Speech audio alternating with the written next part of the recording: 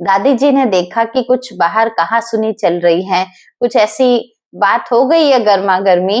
तो दादी जी ने कुछ नहीं सोचा, हम आपस में बैठे कुछ बात कर रहे हैं, लेकिन दादी जी उस आवाज को सुनकर तुरंत उठकर गए और बाहर जाकर जब ऑफिसर को देखा तो दादी जी ने ऐसे हाथ जोड़कर कहा, भाई जी, इसने अगर आपको ऐसा कुछ कह भी दिया या रोक भी दिया तो आप इसकी बात दिल पर नहीं लेना, इसकी तरफ से मैं आपसे माफी मांग लेती हूँ। ऑफिसर को जब बताया बाद में कि जो आपसे माफी मांग रही थी ना, वो इस पूरे संस्था की मुख्य प्रशासिका है। ओम शांति। अनसुनी अद्भुत कहानियों के सफर में हम सुन रहे हैं आदरणीय दादी प्रकाश मणि जी के अंग संग रहने वाले उन सब आदि रत्नों के अनुभव जो हम सभी को इस मार्ग पर चलने के लिए बड़े प्रेरणादायी अनुभव हो रहे हैं। सुन रहे थे दादी जी के अंदर नेतृत्व करने की इतनी सुंदर कला थी और प्रशासनिक रूप से दादी जी जब भी कोई भी बहन दादी जी के सम्मुख जाती थी तो दादी कभी भी ऐसे ही हालचाल पूछकर भेज नहीं देती थी। दादी जी का सबसे पहला प्रश्न होता था, और क्या सेवा समाचार है। और जैसा हम सुन रहे थे कल के एपिसोड में कि सेवा समाचार में भी दादी जी को नवीनता बहुत पसंद थी। तो दादी नवीनता के विषय में कैसे सेवाओं में कुछ न्यूनेस लाई जाए, कैसे बड़े बड़े पद पर आसीन महानुभावों की भी हम बड़ी विनम्रता से सेवा कर सकें, उसकी विधि बताती थी। और फिर जब वो सेवा हो जाती थी तो दादी का बहन से सबसे पहला प्रश्न होता था, अच्छा वीआईपीज आए थे, तुमने उनको क्या सुनाया? तो जैसा सुनाया वही का वही तुम मुझे भी सुनाओ। एकदम जैसे स्टूडेंट बनकर, लर्नर बनकर दादी साक्षी होकर सारा सुनते थे और सुनने के बाद पूछते थे, अच्छा उन्होंने क्या कहा, उनको कैसा लगा। तो ऐसे पूछ कर दादी जी प्रशासनिक रूप से भी हर प्रकार से सारा समाचार, उसकी जानकारी, हर कार्य की, हर सेवा की रखना पसंद करते थे। कई बार ऐसा भी होता था कि कोई प्रोग्राम होने से पहले कुछ बहनें थोड़ा सा चिंता में रहती थी, इतना बड़ा व्यक्ति आ रहा है, कैसे होगा। तो दादी जी को खास फोन करके बताते थे। तो दादी उनको कुछ युक्तियां बताकर, भाई जी ऐसे ऐसे कहकर नम्रता से, मीठे भाव से, परमात्मा ज्ञान है, तुम अपना ज्ञान थोड़ी सुना रहे हो, ऐसे हिम्मत और उमंग उल्लास भरकर उनको आगे बढ़ाती थी। दादी जी बहुत स्नेह स्वरूपा थी। वो अपने दिव्य स्नेह से सबका मन जीत लेती थी। इतना तक कि जैसे जैसे दादी की कर्मातीत अवस्था की समीपता आ रही थी तो एक विशेष महत्वपूर्ण बात दादी ने सभी को समझाई। और वो क्या थी? दादी ने कहा, देखो निश्चित रूप से पालना करना प्रशासनिक रूप से आवश्यक है, लेकिन उस पालना में लव और लॉ दोनों का बैलेंस जरूर होना चाहिए। केवल लॉ के अनुसार चलेंगे तो भी नहीं चल सकते और केवल लव के अनुसार चलेंगे तो भी ये यात्रा लंबी नहीं पहुंच पाएगी। इसलिए लव और लॉ का बैलेंस दादी ने खुद भी अपने प्रशासनिक कार्यकाल में सभी के साथ करके दिखाया। उनका मुख्य कुछ शब्दों में कहना था कि आपसी रूप में जब रहें हम, भले हम सब एक ईश्वरीय परिवार के हैं, लेकिन अलौकिकता, निस्वार्थ स्नेह, रूहानियत ये प्रशासन की सर्वोच्च विधि है। यदि प्रशासन अच्छा रखना चाहते हैं तो ये सब चीजें हमारे अंदर होनी चाहिए। और दादी जी इसका प्रत्यक्ष एक तरह से उदाहरण थी हमारे सामने।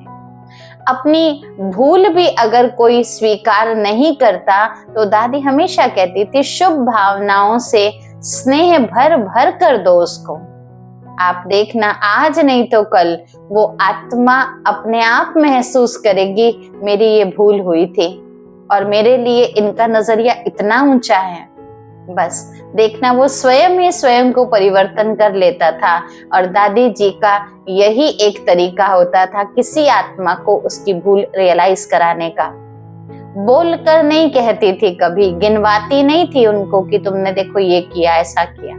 हमेशा दादी जी शुभ भावनाओं से इतना स्नेह देती थी, जो वो आत्मा उस स्नेह को लेते समय अपने आप में जो भूल है उसको जैसे बाध्य हो गया है उसको देखकर कि ये भूल मैंने करी और इनका नजरिया इतना ऊंचा।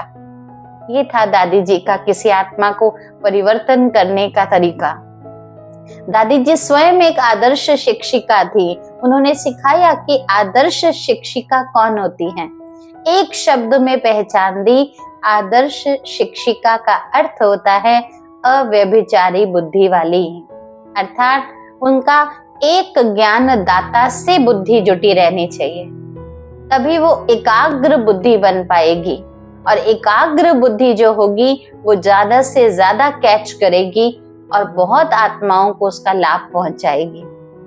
दादी निर्मोही रहने के लिए, पढ़ाई में प्रवीण और ऑलराउंडर हो, ऐसी हमको प्रेरणा देती थी। यज्ञ के प्रति, क्योंकि परिवार जहाँ इतने सारे ब्राह्मण रहते हों और सभी मिलकर उस यज्ञ को सुचारू रूप से अपने अपने कार्य को कर रहे हो, तो ऐसे यज्ञ के प्रति हर ब्राह्मण वत्स की क्या भावना होनी चाहिए। दादी कहती थी यज्ञ के प्रति प्रीत बुद्धि रहें, आज्ञाकारी रहें, वफादार रहें, फरमान बरदार रहें, ईमानदार रहें और मोस्ट इम्पॉर्टेंट पॉइंट, मर्यादाओं का पालन करने वाला रहें। जब ऐसी कुछ धारणाएं हमारे जीवन में एक्यूरेट होती हैं, एक तो अव्यभिचारी बुद्धि, फिर निर्मोही, ईमानदार, वफादार, इतना सारे गुणों के आधार पर मर्यादाओं का भी पालन बहुत एक्यूरेट करे, तो ऐसी बहन को आदर्श शिक्षिका का टाइटल दिया जा सकता है। बहन बता रहे हैं कि सन 1969 की बात है, दादी जी के साथ एक बार मैं ईशु दादी के ऑफिस के सामने ही बैठी हुई थी और अचानक वहां पर एक जीप आई। और जीप के आने पर, क्योंकि वो रास्ता वहां से गुजरता था, कॉमन रास्ता भी था, लेकिन गेट के सामने से कोई भी आता था तो थोड़ी चेकिंग की जाती थी, जो गेट कीपर आदि बैठे होते थे। तो अचानक से गेट कीपर उठा और उसने सीटी बजाकर उस जीप को रोक दिया। अब वो जीप थी किसी बड़े ऑफिसर की, जो लौकिक रीति अच्छे ऊंचे पद पर कार्यरत थे। तो जीप रोका क्यों, यह सोच करके ही उस ऑफिसर को थोड़ा गुस्सा आ गया और बात बिगड़ गई। दादी जी ने देखा कि कुछ बाहर कहा सुनी चल रही है, कुछ ऐसी बात हो गई है गर्मा गर्मी। तो दादी जी ने कुछ नहीं सोचा, हम आपस में बैठे कुछ बात कर रहे हैं, लेकिन दादी जी उस आवाज को सुनकर तुरंत उठकर गए और बाहर जाकर जब ऑफिसर को देखा तो दादी जी ने ऐसे हाथ जोड़कर कहा, भाई जी, इसने अगर आपको ऐसा कुछ कह भी दिया या रोक भी दिया तो आप इसकी बात दिल पर नहीं लेना, इसकी तरफ से मैं आपसे माफी मांग लेती। ऑफिसर को जब बताया बाद में कि जो आपसे माफी मांग रही थी ना, वो इस पूरे संस्था की मुख्य प्रशासिका है। ऑफिसर ने तुरंत गाड़ी रोकी और उतरा, बाहर आया और दादी जी के पांव पड़ गया। तो इस प्रकार दादी जी अपनी महानता का परिचय अपने कर्म से दिखाती थी। वो सच में जितनी महान थी, उतनी ही निमित्त, उतनी ही निर्माण भाव वाली, उतनी ही निर्मल वाणी की प्रतिमूर्ति थी। इसी प्रकार एक बहन और है वाराणसी से, वो भी दादी जी के साथ रहे हुए इतने समय के अनमोल अनुभव हम सभी ब्रह्मवत्सों के साथ शेयर कर रहे हैं। तो बता रहे हैं दादी जी का अनुभव जैसे प्रकाश पुंज के समान हर कदम पर मुझे प्रेरणा प्राप्त कराता था। जैसे कोई लाइट मिलती जा रही है और मैं आगे बढ़ती जा रही हूँ। उनके साथ के एक एक क्षण जैसे जीवन के कीमती धरोहर थे, जो उनके मानस पटल पर जैसे छप गए हों। उनकी स्मृतियां सुखद रूप से मन को एक अलौकिक खुशबू प्रदान करती हैं। वो ज्ञान उनके साथ का एकदम बुद्धि को तरोताजा कर देता है। और ऐसे ही अनुभवों को हमारे साथ साझा करते हुए बहन बता रहे हैं कि जब दादी जी शारीरिक रूप से अस्वस्थ थे, उन दिनों की बात है जब कभी भी मैं उनके सम्मुख जाती थी और अपना नाम बताकर उनसे मिलती थी, तो नाम सुनते ही, वैसे आंखें बंद है, लेकिन जैसे ही नाम सुनती थी दादी मैं फलाना आई हुई हूँ, तो दादी एकदम आंख खोल लेती थी और वो आंखों से, वो नैनों से वो ऐसे ईश्वरीय नूर बरस रहा होता था, जैसे अलौकिक स्नेह टपक रहा हो। उस अलौकिक मिलन से ऐसी गहन अनुभूति होती थी जैसे हम कोई और ही दुनिया में पहुंच गए हों। वो गहराई उन नेत्रों में दिखाई पड़ती थी। दादी जी का 4 बार ईश्वरीय सेवा अर्थ काशी की पावन भूमि वाराणसी में आना हुआ और अंतिम बार मना शरीर छोड़ने से कुछ समय पूर्व की बात है, जब दादी जी सारनाथ बनने में गए थे।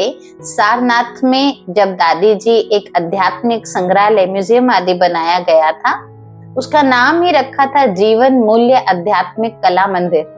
तो उसका उद्घाटन करने दादी जी स्वयं पहुंचे थे और दादी जी ने उस समय बड़े स्नेह और प्यार से कहा, अच्छा, दादी जी शब्दों की बड़ी धनी थी, कहती थी, अच्छा देखो, इस म्यूजियम के निर्माण में तुम निमित्त बनी हो, तुम्हारा नाम है सुरेंद्र और ये मंदिर जो बनाया है म्यूजियम, ये है सुंदर। तो जैसे शब्दों की बड़ी सुंदर तालमेल बैठाया करती थी। दादी जी शब्दों को इतने सहज ढंग से आध्यात्मिक रूप से संजोती थी, जिनकी महारत उनके बोल से प्रकट होती थी। हर एक के दिल को अपने नाम की ही वैल्यू बड़ी सुंदर लगने लगती थी। प्रायः जब भी बहन बता रही हैं दादी जी से वो मिला करते थे, तो दादी हमेशा कहती थी, देखो, बाबा ने कहा है काशी एक ऐसा स्थान है जहां से बहुत बहुत ईश्वरीय सेवाएं होनी हैं और बहुत प्रत्यक्षता भगवान की होनी है। और देखिए दादी जी के शब्द जो दादी जी ने उस समय कहे थे, आज दिन तक भी प्रत्यक्ष रूप से देख रहे हैं। वो म्यूजियम का उद्घाटन हुआ और तब से लेकर सेवाएं अनवरत रूप से लगातार और बहुत अच्छी रीति से होती भी जा रही हैं और बहुत लोग आकर वहां ईश्वरीय अनुभव कर पाते हैं। जब भी दादी जी से वो मिला करती थी, दादी हमेशा उनको प्रशासन से संबंधित कोई ना कोई ऐसी गहरी बात बताती रहते थे, क्योंकि प्रशासन के क्षेत्र में दादी जी का एक महावाक्य बहुत ही प्रसिद्ध था। वो क्या था, बहुत ध्यान से समझने की बात है, जो दादी जी ने खुद भी उस सीट पर रहकर हमेशा उसकी अवेयरनेस रखी। वो क्या शब्द थे, अगर हम स्वयं को हेड समझेंगे तो हेडेक हो जाएगी। हेड समझेंगे मैं हेड हूं, तो हेड से जुड़ा हुआ, क्योंकि शब्दों की धनी थे, तो एक प्रशासन में ऐसे शब्दों का बहुत सावधानी से हम प्रयोग करें। दादी ये हमें करके सिखाती थी। और निमित्त समझेंगे तो हेडेक अपने आप दूर हो जाएगा। और आज दिन तक भी प्रशासनिक और प्रबंधन के क्षेत्र में दादी जी की जो सफलता और कुशलता का ये महामंत्र है, ये हर एक के बहुत सुंदर कार्य आता भी है। और कार्य में आने का अर्थ है कि हर एक को बड़े से बड़ा कार्य करने के लिए भी लाइटनेस की फीलिंग कराता है। दादी जी वास्तव में ही यज्ञ माता मातेश्वरी जगदम्बा सरस्वती की जैसे उत्तराधिकारी लगती थी। जैसे मम्मा के हम एक एक लक्षण, बेहद दिल, बेहद वृत्ति, हाँ जी, पालना, उम्र का कोई भाव नहीं, लेकिन पालना का भर भर के स्नेह भरा भाव, तो जैसे ऐसा लगता था उनकी एग्जैक्ट उत्तराधिकारी थी। इनके सिवा और कोई उस सीट को संभाल ही नहीं सकता था। तो कोई भगवान से गलती हुई हो चॉइस करने में, ये तो कोई शब्द कह ही नहीं सकता था। उन्होंने अंतिम श्वास तक बड़े ही प्यार से यज्ञ के प्रति जो भी उनको सेवा मिली, जिम्मेवारी मिली, उसको बहुत अच्छे से निभाया ही नहीं, बल्कि सभी को साथ लेकर निभाया। और ऐसी नई नई ऊंचाइयों तक इस यज्ञ को ले गए जो आज सच में कहने को हर एक व्यक्ति अपने को ब्रह्मा कुमार या ब्रह्मा कुमारी कहकर अपनी शान समझता है। दादी जी प्रशासनिक क्षेत्र से जैसे आध्यात्मिक गुण और शक्तियों के प्रयोग संपूर्ण रूप से हम विश्व को एक अनमोल उपहार प्रदान कर सके, ऐसी प्रेरणा सबको देते थे। क्योंकि मैनेजमेंट तो देखिए कोई भी कैसे भी करके टेक्निकली सीख सकता है, लेकिन मैनेजमेंट के साथ अपनी वैल्यूज को ना हम गुम होने दें, अपने दिव्य गुणों को भी हम बहुत अच्छे से मेंटेन करके रखें। ये दादी हर एक को सिखाकर जैसे उनके जीवन में एक अनमोल गिफ्ट प्रदान कर देती थी। अपने प्रशासनिक कौशल से ब्रह्मा कुमारी संस्था को दादी जी ने ही एक ऐसे वैश्विक संस्था बना दिया जो अनेक मानव जाति को कैसे प्रबंधन सिखा सके, हर क्षेत्र में वो कैसे उन्नति को प्राप्त कर सके, ये दादी जी सिखाते थे, शब्दों से भी जीवन से भी। दादी के अंदर प्रत्येक व्यक्ति के लिए एक जैसे मनुष्य आत्मा में छिपी हुई आंतरिक शक्तियों की क्या पहचान होती है, वो गहन पहचान हम कैसे करें, ये कला दादी के पास थी।